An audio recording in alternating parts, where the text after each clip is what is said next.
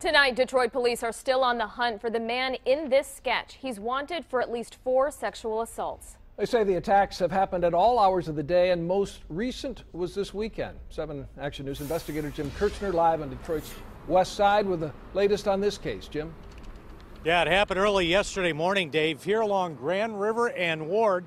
In fact, a man just pulled up to me to say he lives in one of these houses and he saw a white Ford where those tires and cone are running and parked there for quite a while yesterday morning. He reported that to police. Another woman who was attacked back on March the 24th, it happened in her driveway. She says the man used a gun and sounded desperate. The predator walked up to me, pulled his gun out, shot my tire out, told me to give me everything you got, all your money. I jumped out of my car. He said, "Get back in there, you going with me."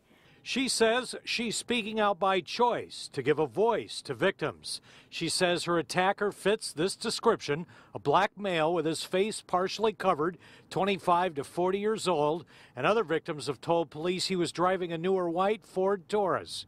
Joya says he tried to torment her in her short car ride in her car. Because I knew this was part of his game. He wanted me to be afraid.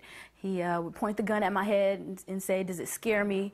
Does it scare you when I point the gun at you like this?" And I would say, "Yes," just to pacify him. Several women who live in this area say it's common knowledge that prostitutes work here along Plymouth Road and could be vulnerable.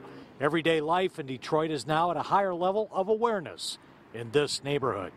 I've always had to be aware of my surroundings and to not just be naive to think that the streets are actually safe. I understand the police do everything that they can, but it still isn't enough. Right at her own home. It's scary in a sense, but I mean, you just got to be careful. Yep. And why this area? The guy may live here or he may have family and friends and he comes to visit.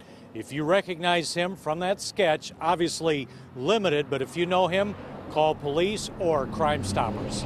Live on the west side, Jim Kirchner, 7 Action News. And Jim, this has to be of great concern to Detroit police to get this guy off the streets. Yeah, 4 times in a little more than a month. Obviously, they're concerned he might attack again.